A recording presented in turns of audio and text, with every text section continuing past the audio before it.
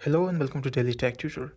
In this video, I'm going to teach you how to troubleshoot missing tokens in your MetaMask wallet.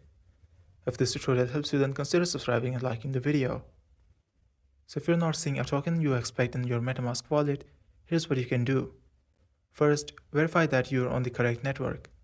MetaMask supports multiple networks like Ethereum mainnet, Binance Smart Chain, Polygon, and others.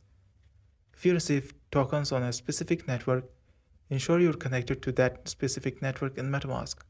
For example, if you received Ethereum on Arbitrum network, switch to Arbitrum network to view them. Next, check if the token is automatically detected.